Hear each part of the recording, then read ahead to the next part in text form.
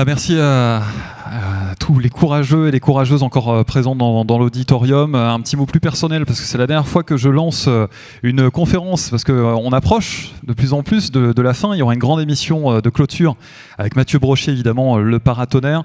Ce sera dans environ 1 heure. Un mot personnel, évidemment, pour Mathieu Brochet. Merci pour sa confiance. Merci à toutes les équipes. C'est vrai qu'on ne les voit pas, mais je pense à Vivien, je pense à la régie, à l'image derrière, à tous les bénévoles qui étaient présents durant ce week-end. Merci à vous d'être venus jouer les curieux ou encore les passionnés. Bonne conférence avec Stéphane Schmitt de retour, qui va nous parler évidemment des bons gestes à adopter lorsqu'un orage se présente ou gronde un peu plus loin. Voilà, vive les passionnés, vive la météo et évidemment vive les orages. Merci beaucoup Kevin, merci. Alors c'est vrai que j'ai oublié de demander en régie si j'avais un prompteur ou un... Voilà, il faut forcément... Eh ben, je vais en profiter l'autant que... Merci beaucoup. Voilà, pour aller dans le sens de ce que disait Kevin, je remercie et félicite Mathieu, toute l'équipe, les bénévoles. J'ai vécu un moment franchement assez incroyable. Je pense que je ne suis pas le seul. Auprès d'une communauté que je ne connaissais pas. Effectivement, je vois bien que vous êtes des fous, mais des fous très attachants. Et voilà, je vous invite à méditer une citation qui m'est venue tout à l'heure à l'esprit de Chesterton qui disait « Le fou est celui qui a tout perdu sauf la raison ». Et qui invite à penser que la folie, c'est pas juste la perte de raison, mais c'est arrêter de s'émerveiller, arrêter d'imaginer. Voilà. Et donc c'est ce que ça m'a, à travers tout ce que j'ai pu voir ces 2 jours, c'est un petit peu cette quête, ces chasses, cette passion qui vous anime. Gardez-la parce qu'elle est communicative pour des gens comme moi qui sont nuls en photo. Et voilà. Et même si je suis un passionné tout comme vous par la foudre, c'est vrai que j'ai beaucoup appris à votre contact et voilà, je prends sur mon temps de parole pour vous dire ça, mais voilà, comme je suis le dernier, voilà, félicitations, bravo à Mathieu et j'espère à l'année prochaine parce que c'est franchement génial. Voilà, alors ceci étant dit, donc j'ai la lourde tâche de terminer, alors il y aura le paratonnerre après, par cette présentation, une présentation sur la prévention, donc qui intervient en fin de conférence, mais vous allez voir. Certains aspects, je pense, ne vous sont pas totalement inconnus. Néanmoins, j'espère que vous allez apprendre quelque chose. Alors, en fait... on a mené avec un de mes collègues de Météo France, de l'École nationale de la météorologie, Michael Kretz, qui n'est pas là, mais qui j'espère regardera le replay et que je salue. Donc on a réalisé une grande étude d'accidentologie humaine portant sur 10 ans, donc de personnes qui ont été frappées par la foudre, qui sont soit mortes, soit ont été blessées, et sur une grande partie de l'Europe de l'Ouest, sur 2010 et 2019.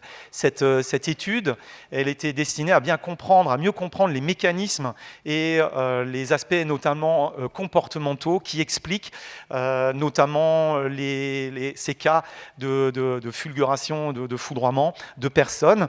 Et on a essayé d'en tirer 10 leçons, puisque tous ces cas, plus de 200 cas, ont été soigneusement analysés, donc pour donner à la fois des éléments quantitatifs, donc des chiffres, vous verrez quelques statistiques, mais aussi chaque cas a fait l'objet d'une analyse qualitative, c'est-à-dire qu'on a regardé absolument tout en détail dans cette situation pour bien comprendre comment l'accident s'était produit. Voilà, donc c'est la première partie de mon intervention. Ensuite, je vous parlerai de 2 règles d'or, qui, pour une grande partie du public présent, je ne ferai qu'enfoncer des portes, mais je pense que c'est important de les redire. Et puis aussi, parce que la prévention, ça passe aussi par l'action, parler de comment agir pour soi et pour les autres. Alors, ces 10 leçons à tirer de l'accidentologie, quelles sont-elles ? Je les ai mises dans un ordre qui n'a pas forcément d'importance. Ce n'est pas forcément de la plus importante à la moins importante, mais la première leçon qu'on peut tirer, c'est le fait qu'on peut être frappé partout, pas seulement dans les zones foudroyées. Vous voyez ici une cartographie en fait, de tous les accidents sur 2010-2019 qui ont fait ce que j'appelle les accidents remarquables. Pourquoi ? Parce qu'avoir une liste exhaustive exhaustive des accidents n'est pas possible. Peut-être que certains d'entre vous ont pu vivre un accident qui n'est pas relaté dans la presse, qui ne fait pas l'objet, ou qui n'a pas fait l'objet d'un recensement. Donc c'est très difficile de recenser ces accidents. Aucun organisme ne le fait en France. Et donc, du coup, on s'est basé sur ce qu'on appelle les accidents remarquables. Donc, ce n'est pas exhaustif, mais en tout cas, avec 215 accidents, ça permet quand même d'en tirer des enseignements. Voilà, donc on peut être frappé partout. Vous voyez que, pour vous qui connaissez un petit peu, ne serait-ce qu'il y ait des idées de densité de foudroiement, et notamment ceux qui ont fait le quiz d'hier, vous voyez que, par exemple, au nord de l'Écosse, on a 2 jours d'orage par an. Voilà, ce qui n'empêche pas les accidents. Donc ça, c'est notre première leçon. La deuxième leçon, c'est qu'on peut être frappé partout, pas seulement en montagne. Pourquoi ? Parce que généralement, quand je parle d'accidentologie, j'ai systématiquement le réflexe « Ah oui, en montagne, c'est dangereux ». Bien sûr, pourquoi c'est dangereux en montagne ?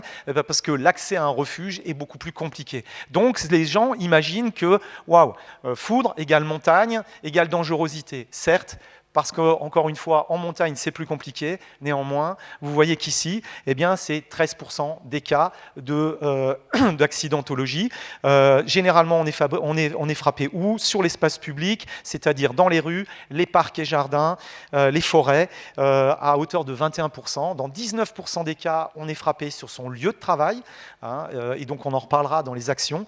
En montagne, dans un stade, une enceinte sportive, dans 11% des cas, à proximité d'un plan d'eau, un rassemblement public, et certains d'entre vous ont notamment en mémoire le fameux cas d'Azraï, avec avec plusieurs personnes qui ont été frappées, ou encore en Allemagne, lors d'un festival de musique 2 années de suite, voilà, sous une tente, en extérieur, à vélo, à moto. Heureusement, fort heureusement que 2% à l'école. Vous voyez cette leçon numéro 2. Leçon numéro 3, on peut être frappé quelle que soit l'activité extérieure. Comme je le disais, généralement quand je parle d'accidentologie, les gens me disent montagne et les gens me parlent golfeur. Voilà. Donc c'est vrai que ce sont généralement les deux qui viennent à l'esprit. Et là, moi ce que j'aime bien à travers ces statistiques, vous voyez, c'est une revanche de classe sociale peut-être, voyez-y ce que vous voulez, mais c'est le fait qu'il y a autant de déboueurs qui sont frappés que de golfeurs. Et donc, qui sont frappés ? Les promeneurs, les badauds. Donc effectivement, on retrouve quand même des randonneurs, des nageurs, des footballeurs, etc., etc. Et donc, ce qui doit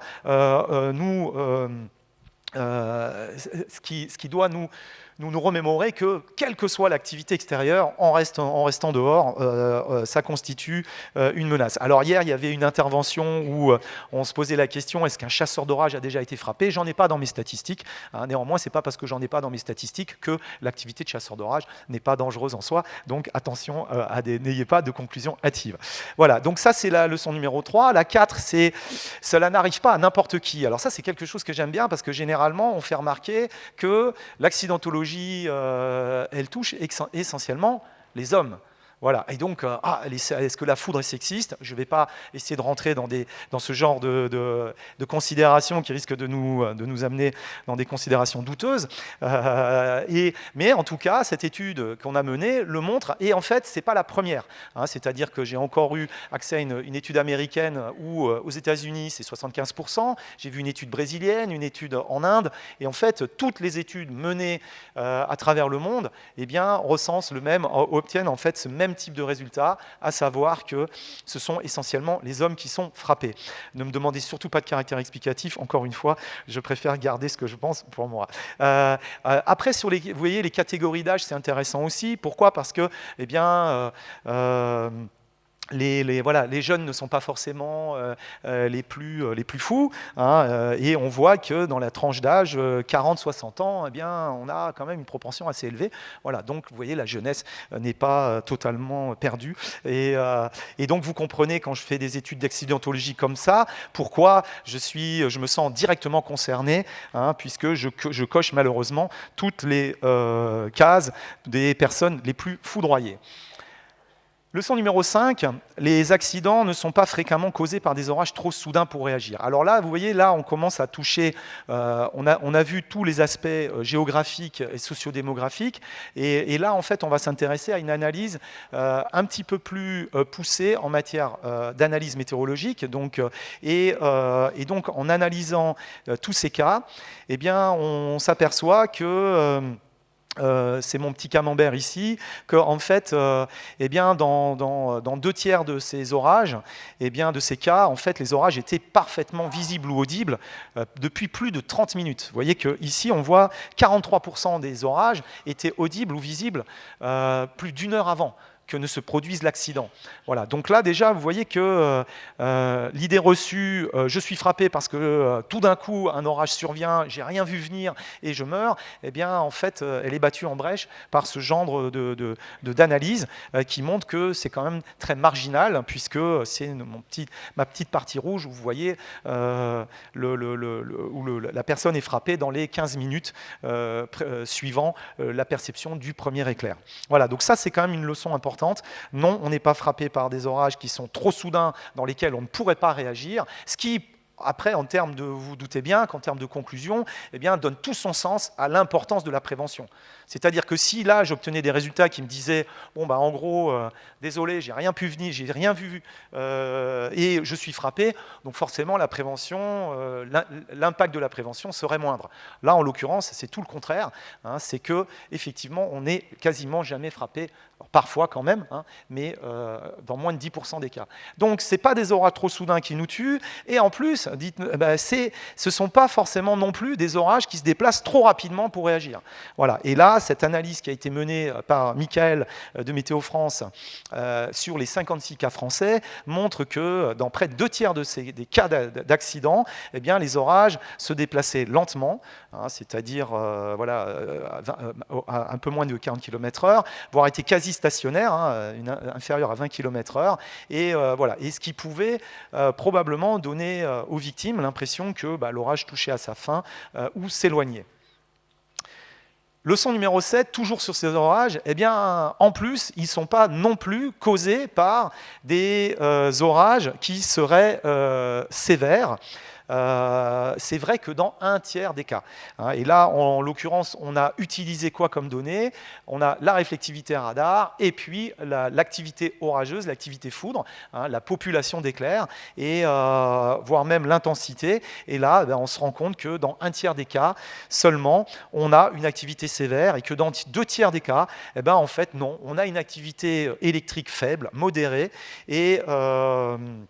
et donc, c'est là aussi, ce n'est pas la gravité, la sévérité de l'épisode qui engendre des accidents. On me parle souvent des orages qui sont imprévisibles. Alors pourquoi? Oui, je fais une petite parenthèse. C'est vrai que je vous disais, on a analysé tous ces cas de manière qualitative, donc je me suis basé, j'ai décrypté tous les articles de presse, même les articles de presse a posteriori, et en fait, le constat est toujours le même. On est face à un constat fataliste, on n'y pouvait rien, et puis de toute façon, c'était imprévisible. Voilà. Et ça, c'est une aberration. Voilà. Ça, c'est pour se donner bonne conscience que finalement, on n'y pouvait rien, donc on ne va pas nous en vouloir, et c'est totalement faux. Voilà, les orages imprévisibles, que la prévisibilité des orages soit un sujet, effectivement, mais dans ce cas-là, en l'occurrence, il n'y a aucun cas en France d'accident sur les 10 dernières années, d'accident remarquable sur les 10 dernières années, qui est apparu en l'absence de vigilance météorologique. Voilà, donc déjà ça, il faut l'avoir à l'esprit. Donc il n'y a pas d'imprévisibilité, et là, j'attire aussi votre attention sur quelque chose de très important, qui est que, comme vous pouvez le voir à l'écran, eh bien, dans 84% des cas, on était en jaune. Voilà. Donc là aussi, c'est un sujet, je sais, assez récurrent. J'ai participé à une émission il n'y a pas longtemps sur les vigilances jaunes, ça ne sert à rien. Eh bien, dans le cas de la foudre, je vous assure que ça sert. Hein, c'est-à-dire que moi, j'habite dans les Pyrénées, et donc partir faire une rando quand c'est jaune, j'évite. Voilà, alors c'est parce que là aussi, je pense qu'il y a parfois une incompréhension entre jaune et orange. Très souvent, on est sur en fait l'emprise géographique d'un phénomène et pas de sa dangerosité locale. C'est-à-dire qu'un orage qui se forme, eh bien, il est dangereux. Vous l'avez vu avant, c'est pas des orages sévères, c'est pas des orages soudains, c'est pas des orages. Non, c'est n'importe quel orage peut vous tuer. Voilà. Et donc, à partir de là, attention. Et encore une fois, il n'y a pas d'imprévisibilité. En tout cas, en termes d'accidentologie, rien ne l'a montré. Alors, leçon numéro 9, on sous-estime probablement le risque car il y a peu d'accidents. Alors là, je fais le parallèle avec une autre étude, parce que c'est vrai que ça nous a amené beaucoup de réflexions sur le fait, mais finalement, pourquoi les accidents surviennent. C'est pas soudain, ce sont pas des épisodes sévères. Les personnes, finalement, dans pas mal de cas, on se rend compte que, eh bien, elles sont restées à l'extérieur, et alors qu'elles auraient eu le temps de se réfugier dans un bâtiment. Et donc, pourquoi les gens n'ont pas ces réflexes? Voilà. Et alors, plutôt que de les incriminer, il faut chercher à comprendre le comportement. Et là, eh bien, effectivement, si vous faites un peu d'analyse de risque, vous allez vous dire, forcément, vous, moi, si on prend une moyenne même de 20 jours d'orage, vraiment, je suis à la louche, mais si j'ai 20 jours d'orage par an, là, j'ai 50 ans, j'ai vu donc 1000 orages dans ma vie, et donc combien m'ont tué? Aucun. Voilà. Donc forcément, je vais avoir tendance à dire, bon, ok, les orages, c'est peut-être un peu dangereux, mais j'en ai connu tellement et je ne suis jamais mort. Voilà. Et ça, c'est effectivement, je pense, un des gros problèmes. Et donc pour ça, eh bien, c'est bien d'avoir des idées, de statistiques, et pour vous-même, savoir, mais finalement, combien d'orages peuvent s'avérer dangereux. Et là, j'ai fait une petite étude donc, qui menée sur plusieurs endroits en France et qui donne des résultats assez similaires. Donc ce sont des résultats un peu à la louche, mais qui tendent quand même vers une homogénéité qui est que globalement, un orage sur 5 s'avérera dangereux. Vous voyez, c'est-à-dire que lorsque vous allez entendre ou voir un orage à un endroit donné, là où vous êtes, eh bien, voilà, il y en aura 1 sur 5 qui va arriver et qui donnera lieu à une activité orageuse, une activité électrique à moins de 2 km de là où vous êtes. Voilà. Et c'est ce que je considère comme étant dangereux. Voilà. Et puis, il y a un orage sur 15 qui peut vraiment vous tuer. C'est-à-dire que là, en fait, en gros, c'est très simple, la méthodologie de l'étude. Je prends un lieu donné, je regarde le nombre de jours où on a eu de l'activité orageuse sur, mettons, 15 ou 20 km. Je vais avoir, je dis n'importe quoi, 100 orages. Et sur ces 100 orages, je vais voir combien de ces 100 orages ont généré, par la suite, un éclair à moins de 500 mètres ou 1 km de là où je suis. Voilà, et tout simplement. Voilà. Et là, eh bien, je vois qu'il y a un orage sur 15 qui va générer un éclair à proximité de soi. Voilà. Donc ça, alors là aussi, certains d'entre vous, ça les rassurera peut-être en se disant, bon, un orage sur 15, finalement, quand je fais une photo d'orage, eh bien, voilà, la probabilité que je meure, elle reste faible. Voilà. Mais il faut quand même avoir à l'esprit que, grosso modo, sur les 20 orages, 30 orages que vous allez pouvoir voir, alors je ne parle pas des chasseurs d'orages qui en voient bien plus que ça, mais en gros, il y en a deux qui peuvent vous tuer chaque année, quoi. Voilà, donc ça reste effectivement faible, mais voilà. Mais est-ce que c'est un risque acceptable ou tolérable? Pas nécessairement. Voilà. Et puis enfin, leçon numéro 10, on prend souvent de mauvaises décisions. Alors ça, c'est pas sorti de mon chapeau, je vous disais, j'ai lu absolument j'ai essayé de comprendre et de décrypter tous les articles de presse que j'ai pu avoir, et en fait, dans un tiers des cas, en fait, les victimes s'étaient réfugiées sous un arbre ou un abri de fortune. Abri de fortune, je prends un cas de quelqu'un qui est allé dans un cabanon de pêche à côté d'un point d'eau, de gamins qui sont allés se réfugier sous un hangar tôlé dans un champ, des cabanes, voilà, cabanes en bois, hangars, et puis bien évidemment sous les arbres. Voilà. Et donc là, eh bien, un accident sur 3, dans un accident sur 3, on avait ce cas de figure. Donc ça, c'est la première mauvaise décision. Et puis, comme je le disais tout à l'heure, le maintien en activité extérieure. Parce que là, en fait, on a on en a la preuve à travers ce type d'études d'accidentologie. L'orage est audible, on ne fait rien, on reste en extérieur, hormis les cas de montagne où effectivement on peut supposer que les victimes avaient très peu de choix parce que pas d'abri ou que c'était compliqué. Dans la majorité des autres cas, les victimes disposaient d'un abri à proximité, quoi. Voilà. Et donc voilà, donc ça c'est la deuxième mauvaise décision. Et puis on reprend également trop tôt son activité, hein, c'est ce que je disais tout à l'heure. Très souvent, voilà, on se dit c'est bon, waouh, il y a eu un gros de l'orage, ça tonne un peu moins. Bon, c'est bon, il a l'air de s'éloigner. Et là, on le voit sur les quelques cas qu'on a analysés. Et j'ai eu d'ailleurs un cas aussi dramatique comme ça en Allemagne, de golfeuses qui étaient dans un abri et qui sont reparties un peu trop tôt et qui sont mortes. Alors, voilà pour mes 10 leçons d'accidentologie. Et j'aimerais aussi parler d'un cas qui, à l'époque, m'avait un peu ému et choqué. Alors là aussi, c'est pas, encore une fois, hein, l'étude d'accidentologie, c'est pas fait pour incriminer les victimes, mais pour comprendre les mécanismes et justement, dans un sens de prévention, eh bien, d'améliorer les pratiques. Hein. Donc, c'est surtout dans ce sens. Et donc là, c'est un cas emblématique dont certains d'entre vous se rappellent peut-être, le 4 juin 2019 à Saint-Nicolas-les-Arras, où on a malheureusement tous les ingrédients qui précipitent à une catastrophe, alors qu'on aurait pu l'éviter. Et on est dans une vigilance météorologique de niveau orange, émise par Météo France à 11h43 ce 4 juin 2019, sur plusieurs départements du nord de la France, et vigilance orange pour orage. Et en fait, on a une séance d'entraînement pour les moins de 15 qui est maintenue le soir de ce 4 juin 2019. On a un foudroiement collectif avec, alors là je vous parle que des 3 enfants qui sont vraiment frappés et qui ont été, dont un plus grièvement qui a été amené à l'hôpital, mais en fait c'est un foudroiement collectif, je crois de mémoire c'est 19 ou 26, hein, donc on a 19 ou 26 gamins qui ont été choqués suite à cette... Parce que c'est vrai que j'en ai pas parlé, mais dans l'accidentologie, là, je m'intéresse à des accidents dans lesquels on a des séquelles physiques, mais il y a des séquelles psychologiques qui sont le choc post-traumatique, et notamment sacrément étudié par les chéronopathologues, parce que c'est pas rien d'avoir été choqué par un accident de ce type.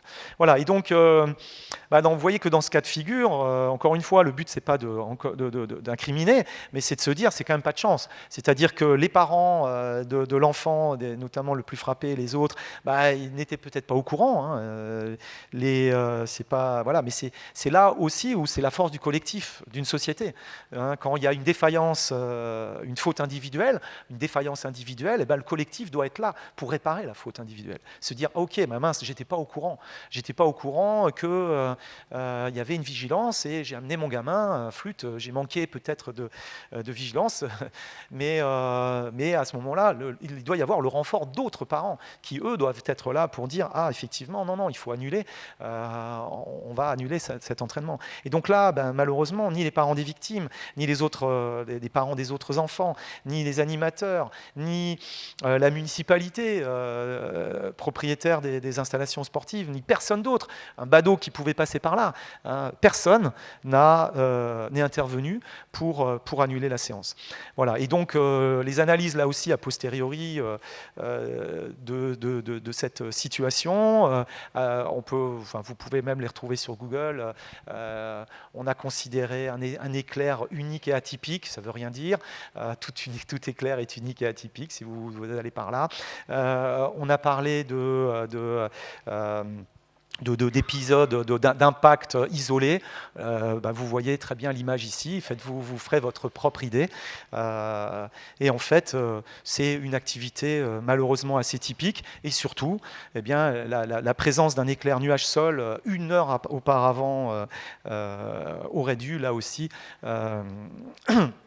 inciter à la plus grande prudence. Donc voilà pour nos leçons d'accidentologie. Bon, c'est vrai que je plombe un peu pour ce final, vous parlant d'accident. Et donc on va une fois qu'on a vu ça, parler un peu des ok, voilà l'accident, c'est un peu lourd, et donc qu'est-ce qu'il faut faire? Donc forcément, bon, je suis face à un public quand même un peu expert, donc vous n'allez pas forcément apprendre grand-chose, mais ça me semble important de rappeler les 2 règles d'or. Les 2 règles d'or, parce que souvent on parle des 10 recommandations, les 20 trucs à savoir, les machins, les trucs. Voilà, on est un peu perdu. J'ai plein de gens qui viennent me dire « Ah oui, mais en cas d'orage, est-ce qu'il faut que je fasse ci? Ah oui, mais on m'a dit qu'il fallait faire ça. » Je dis « Bon, bah, c'est très simple. Hein. Si vous voulez vous souvenir, il n'y en a que 2. Il n'y en a que 2, comme ça au moins ça aide à une meilleure mémorisation. La première, c'est vérifier les prévisions météorologiques, voilà, surtout si vous planifiez une activité en zone non abritée. Typiquement, ce que je vous disais, j'adore la randonnée, j'adore les Pyrénées. Généralement, surtout avec mes enfants, voilà, si j'ai une vigilance jaune, eh bien, je ne pars pas. Voilà, donc en ayant conscience, comme je disais tout à l'heure, même une vigilance jaune, ça tue. Pour les orages, oui. Il n'y a pas de petits orages. Il y a un petit orage, mais un petit orage qui peut malheureusement vous tuer. Et puis, mettez-vous à l'abri dès que vous percevez l'orage. Alors, là aussi, en privilégiant plutôt votre vue que votre ouïe. Hein, puis pourquoi? Parce que y a plus d'anticipation à la vue. Et puis, dans certains cas, eh bien, on le verra dans les actions, si vous utilisez un système d'alerte aux orages, là aussi, attention, on a participé avec Météorage à l'élaboration d'une norme internationale parce qu'on s'est aperçu que eh bien, les gens faisaient confiance à des systèmes qui étaient dangereux. Voilà. J'en ai testé moi-même, des petits outils, un peu comme celui-ci, et qui sont censés s'allumer à un moment donné dès qu'il y a de l'orage. Et donc le problème, c'est que là, les gens faisaient confiance à un instrument et non plus à leur sens, et parfois se disaient, bon, je vois l'orage, mais le truc, il n'a pas bipé, c'est que ce n'est pas dangereux. Voilà. Donc là, on s'est dit, c'est pas possible. On ne peut pas laisser passer des systèmes qui seraient des systèmes qui, en plus, seraient dangereux. Et donc, on a contribué à l'élaboration d'une norme. La NFEN-IEC, alors c'est NF pour norme française, EN pour sa dimension européenne et IEC pour sa dimension internationale. Donc c'est devenu une norme internationale et dans laquelle on a été moteur et qui a été là pour décrire quels sont les critères de performance d'un système d'alerte aux orages. Voilà, tout simplement. Alors, 2 seules consignes et donc les autres consignes. Alors les autres consignes, j'entends souvent des consignes, voilà, et alors si on divise par 3 le temps entre la vision et le bruit de l'éclair pour estimer la distance, est-ce que c'est bon? Eh ben oui, c'est bon si vous voulez estimer la distance de l'éclair que vous avez pu voir. Oui, ça c'est vrai, ouais. Mais ça vous sert à quoi? Ça vous sert à quoi d'estimer la distance de l'éclair? Parce que, attention, un orage, c'est pas quelque chose de linéaire, hein. C'est pas avec des éclairs qui vont frapper à 10 km, puis à 9, puis à 8, puis à 7, puis à 6, puis ils vont arriver tranquillement jusqu'à vous. Non, ça c'est une vue de l'esprit. Hein. Vous êtes chasseur d'orage, vous voyez sur ce type de cliché, eh bien, vous avez au même moment des arcs subséquents qui peuvent se produire à combien? Jusqu'à 10 km. Voilà. Donc ça veut dire que vous avez vu votre éclair et vous avez estimé la distance à 10 km. Mais au même moment, il peut s'en former un juste au-dessus de vous. Voilà. Donc ce que vous avez fait, c'est en pensant que c'était effectivement une règle scientifique, forcément, vous avez appliqué une règle qui fait la différence entre la vitesse de la lumière et la vitesse du son. Donc oui, vous avez eu raison, mais la conclusion n'est pas la bonne. Voilà, vous avez estimé la vitesse, la distance de cet éclair-là, mais pas de celui qui est du subséquent qui potentiellement vient de vous frapper et de vous tuer.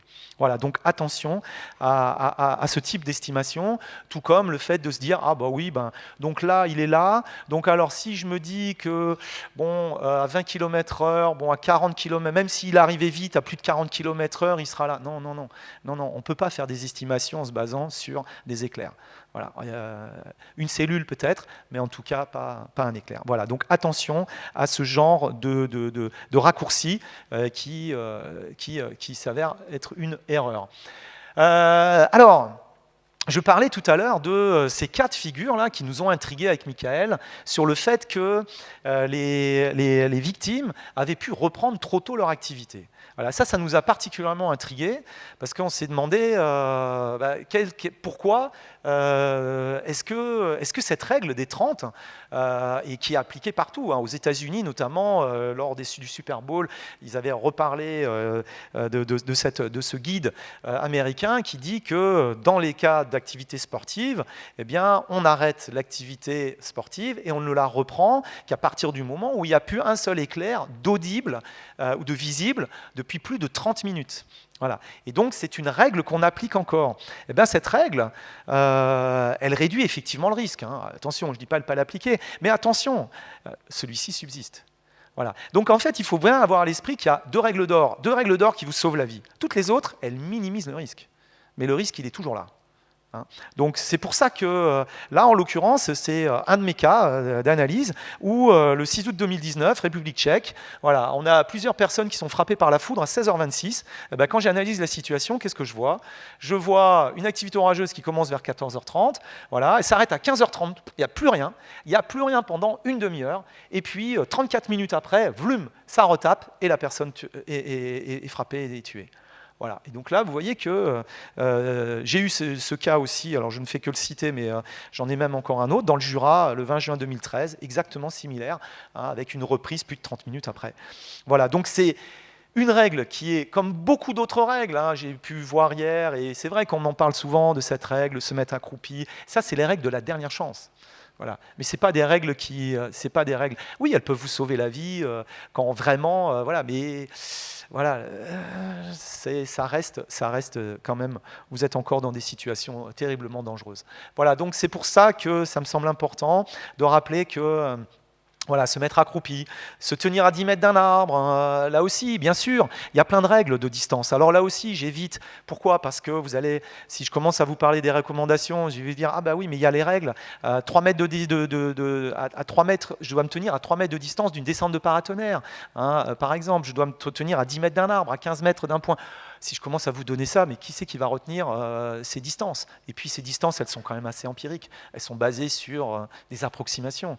Voilà, et il reste un risque. Donc je préfère autant, bien évidemment, les connaître quand vous n'avez pas le choix. C'est-à-dire que si à un moment donné, vous n'avez absolument aucun endroit, vous ne savez absolument pas où aller, vous vous retrouvez et vous avez un arbre isolé à côté de vous, oui, d'accord, savoir qu'il faut se tenir à 10 mètres de lui, c'est quand même pas mal, je reconnais. Mais attention à ne pas agréger toutes ces règles. Il y a des règles qui sont là pour vous sauver la vie et il y en a qui sont là pour essayer de faire en sorte que ça se passe pas trop mal, mais sans certitude absolue. Voilà, donc voilà pour ces règles. C'est vrai que on me pose souvent la question, ou on voit souvent apparaître des règles, il faut débrancher ces équipements électriques. Alors ça, c'est typiquement le type de règle qu'il est très difficile d'appliquer. Pourquoi ? Parce que c'est un conseil qui est à double tranchant. Pourquoi ? Parce que tout dépend quand vous le faites. Vous voyez, donc, généralement, quand on me pose la question, est-ce que ma mère, il n'y a pas longtemps, mais tu penses qu'il faut que je débranche ? Mais maman, tout dépend à quel moment tu débranches. C'est-à-dire que si effectivement l'orage est très lointain ou que tu sais que ce soir il y a un risque d'orage et que tu as peur que ta télé ou ton micro-ondes ne crame, oui, bien sûr, tu peux, en l'absence de parafoudre dans la maison, tu as raison, tu peux effectivement débrancher parce que ce soir il y a un risque d'orage, quoi. Voilà. Mais par contre, si là l'orage, il y a eu une décharge pas loin, vite, j'ai pas envie que la télé ne crame, là, franchement, et je reprends ce que disait Serge hier. Sur le matérialisme, là je vous invite à ne pas être matérialiste et notamment pour rester en vie, quoi. Tout simplement, quoi. Voilà, et donc il me reste 6 minutes, c'est bon, je vais donc agir pour soi et les autres. Donc agir pour soi et les autres, je le disais tout à l'heure, il y a d'abord les choix individuelles et les mesures collectives. Alors, dans le cas de la responsabilité individuelle, et notamment dans le cadre de son activité personnelle, appliquer les deux règles, c'est la base pour toute activité extérieure. En complément, je parlais de mes équipements électriques. Si vous êtes un peu matérialiste, à ce moment-là, que vous avez peur pour tout ce qui est électronique, électrique, effectivement, des systèmes de protection peuvent être conseillés, sont généralement pas peu obligatoires, tout dépend, et notamment dans l'habitation personnelle. Vous pouvez installer, là j'ai vu un TGBT, là, vous pouvez installer en tête de tableau un parafoudre, en mettre à proximité de vos appareils sensibles. Effectivement, ça, c'est toujours bien. Et alors là, dans le cadre de la responsabilité collective, donc cette application de règle d'or, elle est forcément importante, mais elle peut s'avérer insuffisante parce qu'il peut y avoir des contraintes qu'on n'a pas au sens individuel. C'est-à-dire, mince, si j'arrête mon activité, mais quand est-ce que je vais reprendre putain, mais vous vous rendez pas compte, si j'arrête là pendant une demi-heure, je vais perdre beaucoup d'argent. Vous voyez, ces contraintes-là, on les a pas. Donc, c'est-à-dire que moi, qui ai pourtant une alerte météorage sur mon téléphone, eh bien, quand je tond la pelouse en extérieur, chez moi, j'ai pas besoin d'avoir une alerte météorage, parce que je peux arrêter mon activité, et puis j'ai absolument pas envie d'optimiser mon arrêt d'activité, et donc très bien, je vais aller faire quelque chose d'autre, jouer avec mes enfants en intérieur, et puis c'est tout. Mais dans le cas professionnel, c'est beaucoup plus compliqué, parce qu'il y a des contraintes opérationnelles. Et donc, dans ce cas-là, les enjeux nécessitent souvent d'utiliser des systèmes d'alerte qui ne sont pas basés uniquement sur l'observation humaine. Et comme je le disais tout à l'heure, attention, parce que là, leur efficacité doit être prouvée. Et là aussi, dans ce cas de figure, à la différence d'installer un parafoudre en tête de tableau, par exemple, eh bien, là, on va s'intéresser à une analyse de risque pour déterminer quelle est la probabilité, l'occurrence, comment est-ce qu'on protège les équipes sur le terrain, et généralement, on va faire ça avant d'installer un système de protection contre la foudre. Voilà, et donc... et je crois que j'ai plus que 2 slides, 3 minutes, ça va le faire. Voilà, donc les procédures collectives. Alors c'est vrai que qu'est-ce qu'on fait en cas d'alerte ? Eh bien, je vous ai donné 2 exemples là. Donc bien sûr, avec c'est quoi le risque ? Il y a le risque humain, c'est le risque numéro 1, et donc avec l'arrêt d'activité extérieure, et puis le risque matériel et l'arrêt ou la déconnexion du réseau électrique. Pourquoi ? Parce que la foudre génère en milieu industriel des creux de tension, des surtensions, tout simplement, et donc arrêter des process sensibles, faire en sorte d'arrêter une machine correctement, eh bien, ça permet de se prémunir d'anomalies sur la production. Voilà, donc là vous avez alors les recopies, c'est des photos faites, vous voyez, vous comprenez pourquoi je ne fais pas de la photo d'orage, parce que voilà, c'est moi qui dois être derrière. Donc voilà, donc là c'est une alerte météo sur les parcs et jardins, typiquement, vous voyez, de consigner, fermer les parcs et jardins. Au milieu, c'est une vieille image, mais c'était un parc d'Acrobranche à Argelès, dans le sud-ouest, donc qui arrêtent toute activité dans les arbres en cas d'orage, et qui, eux, utilisent un système d'alerte parce que ça leur permet d'optimiser l'arrêt et ne pas se baser sur l'observateur humain. Pourquoi ? Parce qu'il y a un précédent, ils ont eu un accident, et donc, du coup, ils veulent avoir des systèmes un peu plus éprouvés et ne pas arrêter au mauvais moment et pouvoir reprendre aussi, surtout, le plus tôt possible. Voilà. Dernière slide, 2 minutes 15, je devrais être pas mal.